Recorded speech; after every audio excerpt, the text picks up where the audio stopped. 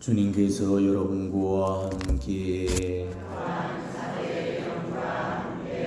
성마르코가 전한 거룩한 복음입니다.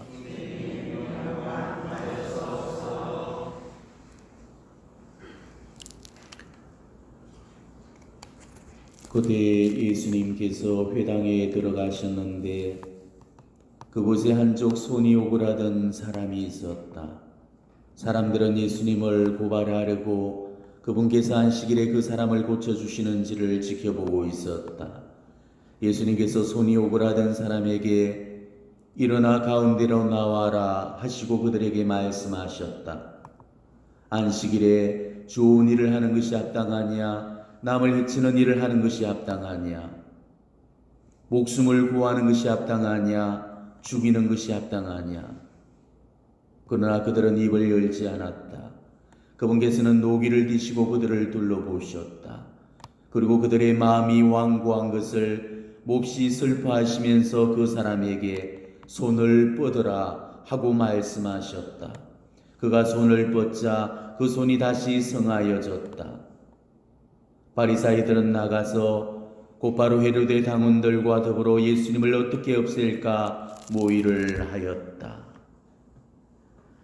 주님의 말씀입니다.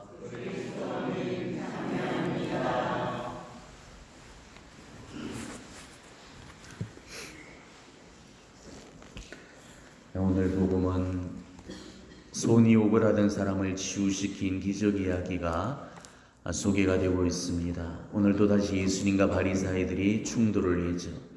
예수님께서 손이 오그라든 병자의 병을 고쳐주신 것이 오늘 문제의 발단이 되었습니다. 사실 오그라든 손을 치유시킨 예수님의 행동은 전혀 문제될 것이 없었죠. 단지 문제가 된다면 바로 그런 치료 행위를 안식일에 했다는 사실입니다. 왜냐하면 안식일에는 일절 의료 행위가 금지되었기 때문입니다. 예수님이 바리사이들과 끊임없는 갈등을 불러일으킨 주요 원인 중에 한 가지가 안식일 법 해석에 있어서 차이가 작용했기 때문이죠. 원래 안식일 법이 만들어진 그 취지는 바로 하나님께서 엿새 동안 천지를 창조하신 다음에 일곱째 날에 쉬셨기 때문에, 그래서 7일째 되는 날에는 모든 일을 중단하고 쉬어야 된다는 것이 이 안식일 법의 골자였습니다. 그래서 탈출기 20장에 보면은 안식일 법에 관해서 이렇게 기록을 하고 있죠. 안식일을 기억하여 거룩하게 지켜라. 이랜 날은 주 너의 하느님을 위한 안식일이다. 그날 너희는 어떠한 일도 해서는 안 된다. 바로 하나님의 이 규정에 따라서 유대인들은 안식일 날을 주님의 날로 선포하고 엄격하게 지켰습니다. 하지만 시간이 흐를수록 이 안식일의 정신은 온데간데 없이 사라져버렸고, 그날 어떠한 일도 해서는 안 된다라는 이 명령에 대해서 해서는 안 되는 그런 세세한 규정들만을 만들어내어서 안식일 법을 잘 지키기 위해서 안식일에 무려 39개 조항이 만들어지게 되죠. 그렇게 해서 예수님 시대에 이르러서는 이 안식일 법 조항이 다시 세부적인 그런 실천사항으로 더 많이 세분화되어서 더 많은 세칙 조항들이 만들어지게 됩니다. 안식일에 병자를 고치는 행위도 율법이 허용하는 범위를 넘어서는 위법에 해당되었습니다. 생명이 위독할 경우에만 안식일에 병을 고치는 일이 허용이 되었죠. 그 외에는 어떤 경우라 해도 안식일에는 이 치료 행위가 일체 금지가 되었던 것입니다. 그렇기 때문에 아파도 그냥 참아야만 됐고, 찢어지거나 부러져도 전혀 의료 행위를 할 수가 없었던 것입니다. 이처럼 사람들에게 해방과 자유를 주어야 될 이 법이 이 사람들을 고통과 억압 속에 빠뜨리는 그런 악법이 되고 말았던 것입니다. 그렇지만 오늘 예수님은 이 안식일법을 잘 아시면서도 안식일에 이 손이 오그라든 그 병자를 치유를 시키셨습니다. 예수님의 이런 행동은 예수님을 고발할 구실을 찾으려고 현안이 되어 있던 바리사이들한테는 좋은 빌미를 제공해 주는 행위였죠. 바리사이들은 예수님의 일거수일투족을 다 감시를 하고 있었습니다. 오늘도 바리사이들은 예수님이 바로 이 불구자를 고쳐서 안식일법을 어기기라도 한다면 즉시 의회에 고발을 하려던 참이었죠. 근데 우리가 복음을 읽어보게 되면은 예수님께서 안식일에 병을 고쳐주신 그런 사례들이 이번 한 번뿐이 아니라는 것을 알 수가 있습니다. 중복되는 얘기들을 제외하고서라도 이 복음서에 기록된 그런 내용들만 무려 6번이 나오거든요. 자, 안식일에 가퍼르나움 해당에서 마귀 들린 사람에게 구마행위를 하셨죠. 또 베드로의 장모의 열병을 치유시켰던 날도 안식일이었고, 안식일에 베자다 목가에 38년 된 병자를 치유시켜 주셨고, 18년 동안에 등이 굽은 여자를 치유시킨 날도 안식일이었고, 수종병자를 치유시킨 날도 안식일이었습니다. 그리고 태생소경을 고친 날도 안식일이었습니다. 자, 이 정도라면은 안식일을 밥 먹듯 깨고 다니셨다는 소리죠.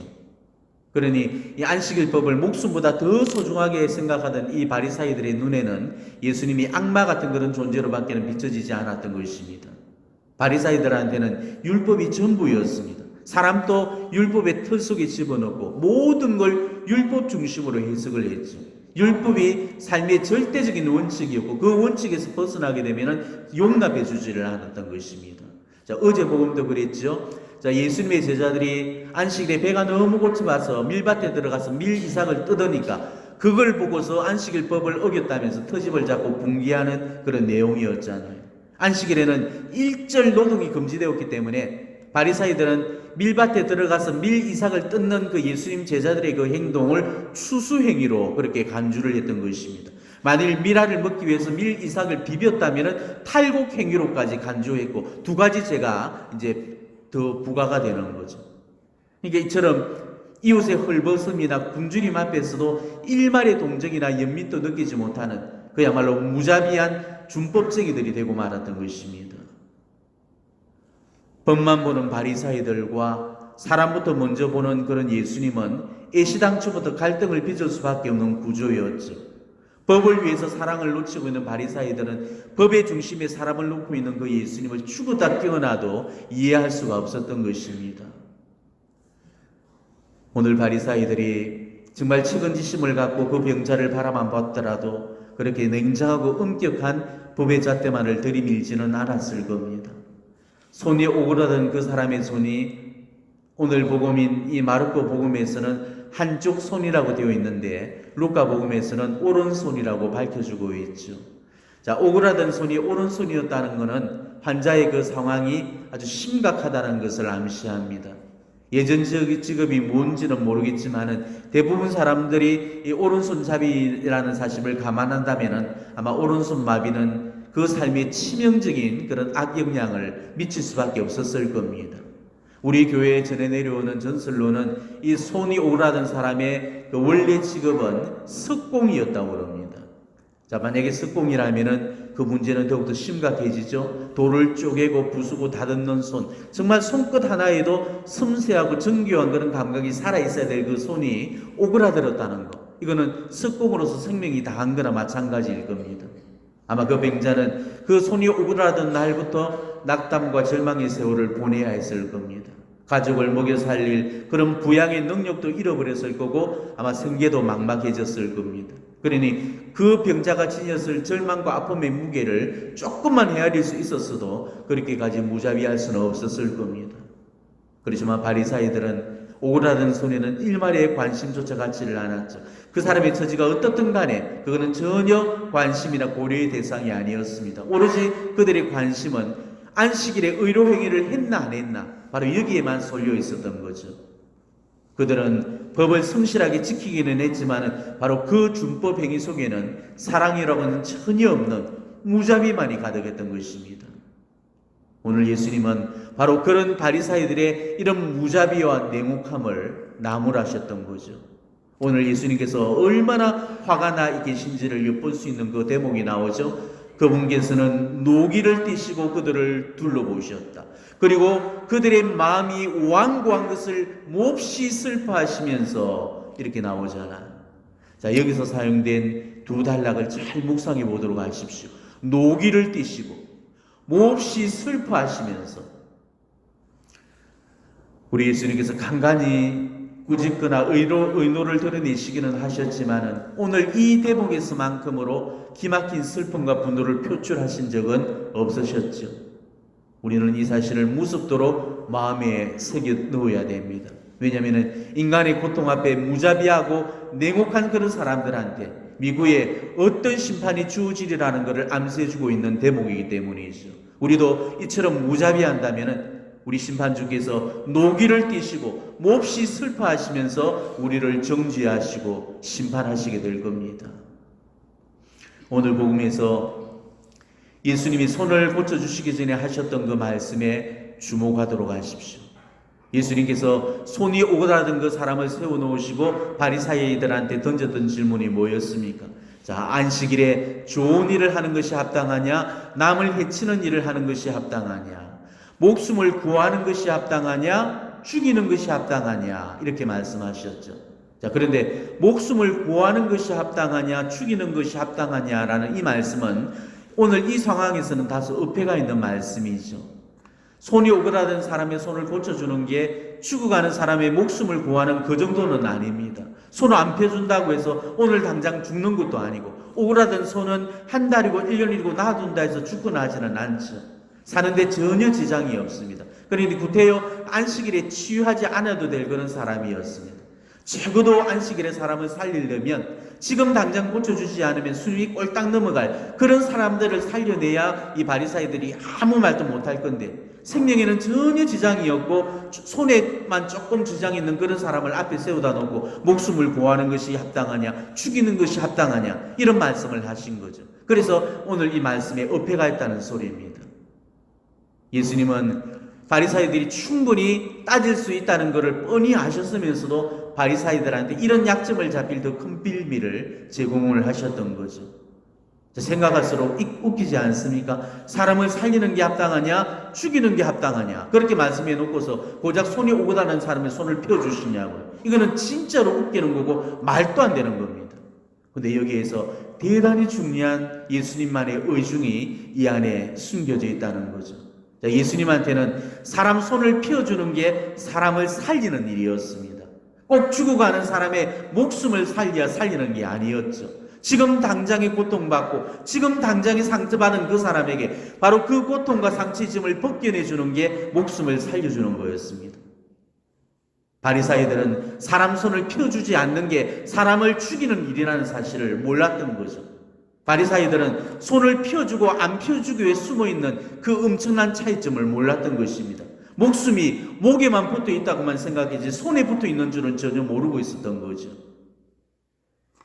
오그라든 손 안에서 사람을 살리기도 하고 사람을 죽이기도 하는 그 엄청난 차이점을 보지를 못한다면 사람을 살리는 게 합당하냐, 죽이는 게 합당하냐는 오늘 이 예수님의 이 말씀을 우리 역시도 죽었다 깨어나도 이해하지를 못할 겁니다. 어쩌면 오늘 진짜 병을 앓고 있던 그 환자는 손이 오그라든 사람이 아니라 바로 바리사이들일지도 모릅니다. 그 병자는 손이 오그라져 있었지만은 바리사이들은 마음이 오그라져 있었던 거죠. 손이 오그라진 병보다도 마음이 오그라진 그 병이 훨씬 더 지독하고 무서운 병입니다. 손이 오그라든 것은 어떻게 하든 펴줄 수가 있지만은 마음이 오그라든 것은 그 누구도 펴주지를 못하기 때문입니다. 우리도 마찬가지입니다. 인간의 아픔이나 슬픔이나 고통 앞에 그 어떤 연민이나 측은지심 없이 함께 아파해 주지 않고 함께 울어주지 않고 함께 그 고통을 나누려고 하지 않는다면 주님께서는 바리사이들에게 하셨던 대로 우리한테도 똑같이 노기를 띠시고 노려보시면서 우리의 완고한 것을 몹시 슬퍼하실 겁니다. 야고보 사도의 말씀처럼 무자비는 가차없는 심판을 받습니다라는 그 사실을 다시 한번 깨달으시고 우리의 마음이 정말 이웃을 향한 자비를 향해 활짝 열려질 수 있도록 오늘 특별히 그 은혜를 청하면서 오늘 이 미사를 봉헌하시기를 바랍니다. 아멘.